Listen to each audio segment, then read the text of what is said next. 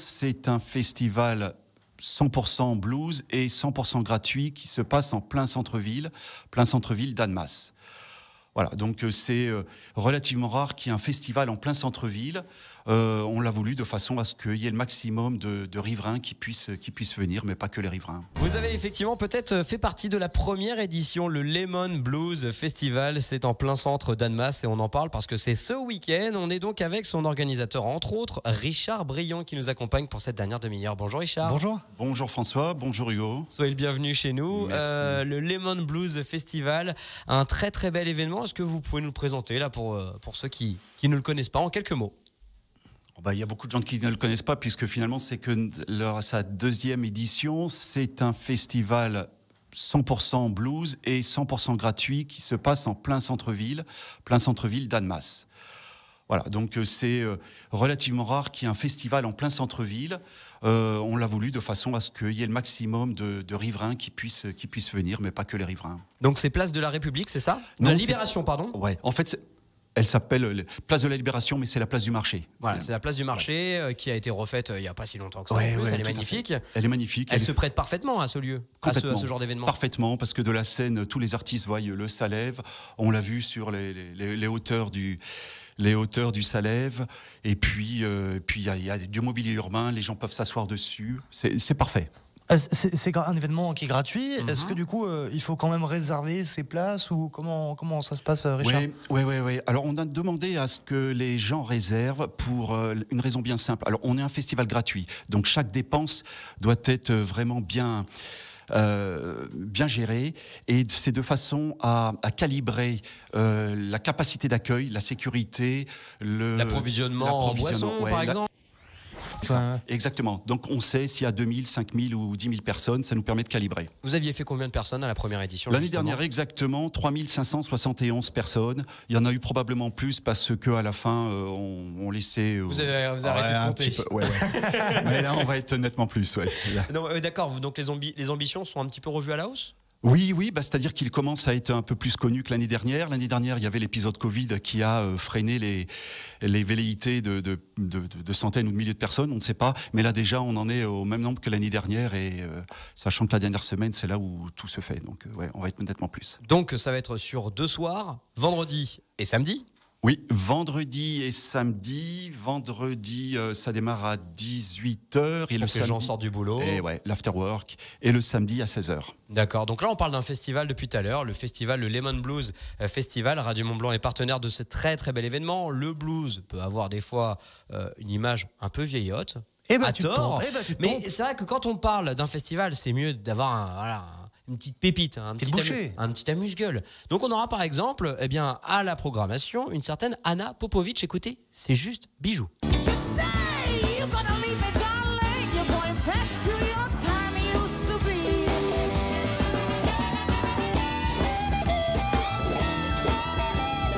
Alors, c'est vieillot le blues? Je ne crois pas un seul instant. On aura également, parce que c'est des bluesman qui viennent du monde entier, je crois, Richard. Alors on a deux groupes américains, dont Anna Popovic, un groupe suisse, un groupe italien, et puis après... on a des Danois également. Danois, bien sûr. Avec Thor, Björn, Risager and the Black Tornado. C'est un peu long, mais qu'est-ce que c'est bon.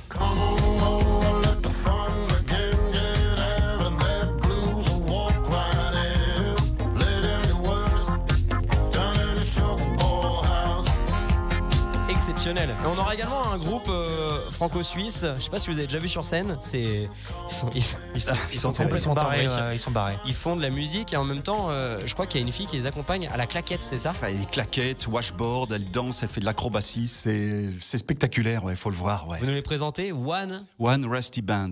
C'est un groupe franco-suisse.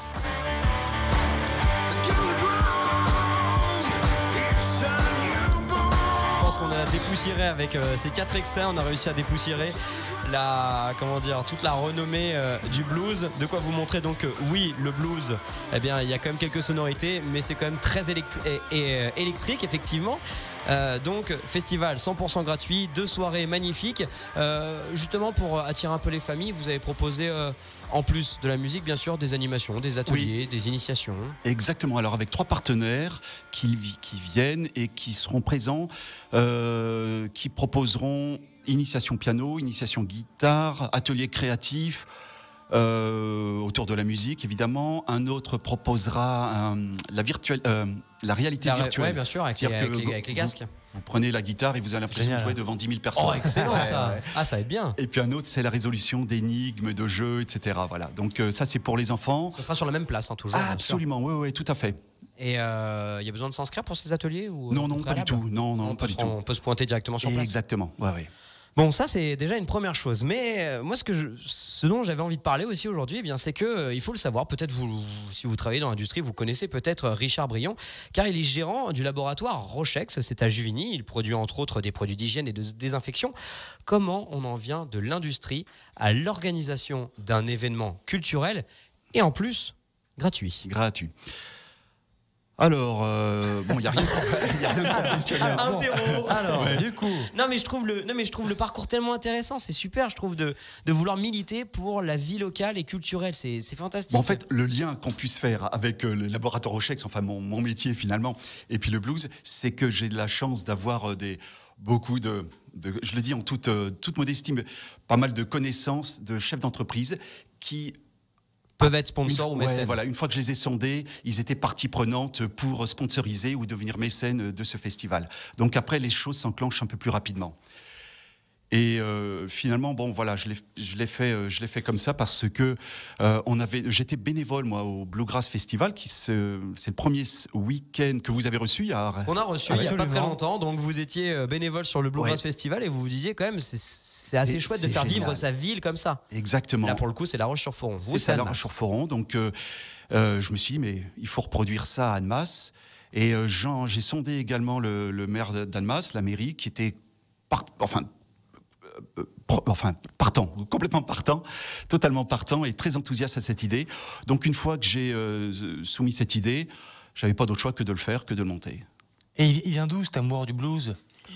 Pourquoi le blues en particulier? C'est vrai, Richard. Pourquoi pas du rap, de l'électro? J'en sais rien, moi.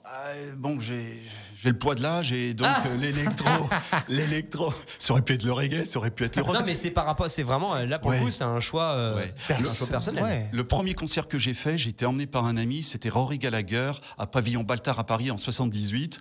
Moi, j'étais tout gamin, ça m'a secoué, donc c'est vraiment du blues. Et puis Gallagher, c'est un vrai bluesman. Ouais, tout à fait. Et puis voilà, donc c'est parti. Parti de là. Comme ça. Oui, c'est parti. Et surtout, c'est vrai qu'Annemasse, des fois, peut-être à tort ou à raison, je sais pas, est souvent fustigée de villes dortoirs, notamment pour les frontaliers, etc. Vous qui a travaillé juste à côté, etc. Vous avez senti qu'il était entre guillemets de votre devoir, même si je me doute bien que il faut pas être grandiloquent, mais vous vous êtes dit, ok, j'ai envie de faire vivre ma ville et de proposer quelque chose de gratuit. C'est surtout ça. Gratuit, encore vous lancez dans l'événementiel pour faire de l'argent. Bon c'est juste la prolongation du business, quoi. Non, mais je me suis pas mis, c'est comme une mission, c'est plutôt une passion. Alors ça rejoint peut-être une mission, mais c'est pas tant une mission. On s'est aperçu de ça, qu'il y avait peut-être quelque chose qui pouvait faire vivre un peu plus la ville. Et puis réunir tous les acteurs économiques, c'était notre souhait. Des fois, le sens remplace la motivation, c'est le cas. Ouais, complètement, et ça fait vivre. Vous voyez des beaux événements culturels, un événement gratuit, une nouvelle fois avec le Lehman Blues Festival. C'est donc ce week-end à Annemasse, c'est samedi et dimanche, et on revient justement avec vendredi et samedi, autant pour moi. Et on revient justement avec Richard Brion pour parler de cette seconde édition, de son organisation, de tout ça. Juste après une toute petite pause, on revient. À tout de suite. Et ça fait du bien évidemment le retour à la culture après 2 années tragiques, horribles évidemment pour l'ensemble déjà des artistes, des intermittents du spectacle, pour nous spectateurs.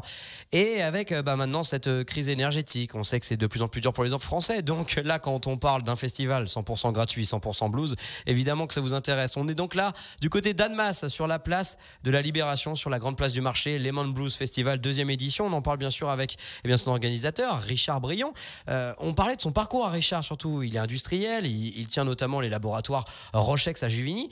Et puis il s'est dit, voilà, moi j'ai envie de contribuer pour ma ville à l'échelle culturelle. Je trouve ça fantastique de se lancer là-dedans. Vous nous avez expliqué évidemment que vos copains, votre carnet d'adresses dans l'industrie a permis le mécénat, ce qui peut faire taire les plus mauvaises langues qui disent tout ça c'est payé quand même par la municipalité d'Annemasse. Oui, effectivement. Alors, il y a une subvention, mais... Il y a une subvention. Annemasse, la ville d'Annemasse contribue à 20% du budget. Il y a là également l'agglo d'Annemasse et qui contribue aussi. Mais non, le but, c'était, quand on a présenté ça aux élus, on leur a bien dit que majoritairement, ce serait du mécénat et du sponsoring. Donc voilà, ça, il fallait le faire. C'était l'esprit et c'est ce qui s'opère. Ce que vous avez réussi à faire. Ouais, mais alors, moi, ce que je trouve le plus intéressant là-dedans, c'est que, ok, ça, à la limite, ça, vous êtes encore dans votre cœur d'activité, c'est-à-dire aller démarcher les gens. Par contre, se lancer dans le domaine culturel, l'organisation d'un festival, trouver le carnet d'adresses des différents artistes, des tourneurs, être crédible, monter une scène, un plan. être crédible. Comment vous avez fait? Racontez-nous un petit peu. Ça se trouve, ça va donner, je sais pas moi, des ambitions à des décolleteurs qui ont envie de faire un festival à Sionzy, à Cluse. Ouais. Là, c'était... Ouais. Alors... En fait, c'était très simple et très compliqué, mais je me suis appuyé sur l'aide aussi de Châteaurouge qui m'a bien aidé là-dessus. Ouais, la salle de spectacle d'Annemasse, qui sont des amis aussi à Radio Mont-Blanc. Et donc au départ, ils m'ont dit voilà comment il faut faire. Tu prends les références, tu vas sur le site internet des artistes que tu as envie de voir, et il y a marqué Booking, donc tu contactes le tourneur. Et puis c'est aussi simple que ça. Et puis il m'a dit maintenant tu te démerdes, c'est ton truc, c'est pas à nous de le faire maintenant. Donc après j'ai pris mon téléphone et puis je les ai appelés en disant venez. Sauf que l'année dernière c'était le Covid, tous les agendas des artistes étaient annulés. Donc du coup ils me disent mais t'es pas un peu idiot toi, tu fondes un festival alors que nous on annule tout en plein Covid, t'as pas tout compris. Festival gratuit en plus. Ouais, donc après il a fallu leur envoyer comme on fait dans le boulot, des beaux PowerPoint, des belles présentations pour montrer le sérieux de notre projet. Voilà, chef de projet, défendre son truc devant les artistes pour montrer que vous êtes bankable, que s'ils viennent, c'est financé. Ils seront pas nourris en cacahuètes, quoi. Qu'il y aura une belle scène, qu'il y aura un bel accueil. Et ça, on n'a pas fait de concession là-dessus, ni sur la qualité de la prestation, de la scène, les lumières, le son, c'est super. On vous rappelle quand même qu'on parle d'un événement gratuit depuis le début. Oui, 100% gratuit. Vous imaginez un petit peu. Bon, en même temps, en ce moment, la culture se porte pas super bien. Donc, si tu lances en même temps un festival payant très cher, c'est vrai que c'est compliqué de ramener des gens. Ce que je veux dire, c'est qu'on a cette qualité gratuitement, quoi. Ouais, c'est fantastique. Donc, 2e édition pour le Lemon Blues Festival. Avec par exemple aussi Gaël Bouswell, fantastique artiste. De quoi vous prouver que le blues, non, ce n'est pas le blues des années, le rhythm and blues comme on disait même dans les années 50. Ça a quand même évolué et c'est beaucoup plus électrique et c'est très très bon. Il y a 2 soirées magnifiques, le vendredi donc à partir de 18h en after work et à partir de 16h pour le samedi avec des initiations. Ça va être super sympa et puis vous nous offrez en plus un cadeau, vous offrez un cadeau à nos auditeurs, des passes VIP. Oui. Mais alors là ils vont dire c'est un événement gratuit, passe VIP, ça comprend quoi mon cher Richard? Les VIP vont venir, ils vont être avec... Il y a des artistes qui vont venir, évidemment. Il y aura... et puis, ils ont une vue sur la scène. Et puis, ils auront là... Ils peuvent boire gratuitement et manger gratuitement et à volonté. Ah ouais. Ouais, tout à fait. Non, mais ils seront bien. Bon, vous venez et puis il y aura des petits goodies, des petites casquettes, etc. Ils seront bien. Bon, écoutez, on est très content on est vraiment très content d'organiser, d'être en partenariat sur ce magnifique événement. Merci à vous. J'espère peut-être que vous avez inspiré certains chefs d'entreprise, peut-être qui nous écoutent et qui se disent c'est vrai que j'ai du poids économiquement, pourquoi pas créer un peu de poids également culturellement, c'est très beau, c'est une chouette histoire à raconter en tout cas à la radio. Merci d'être venu nous en parler, Richard Brion. Merci à vous, merci Radio Mont-Blanc. Et on vous souhaite un très bon Lemon Blues Festival 2e édition. C'est donc ce week-end, vendredi et samedi. C'est à Annemasse, c'est en plein centre, sur une place magnifique. Et vos passes VIP sont à gagner dès à présent en appelant le standard. Et il y a open bar.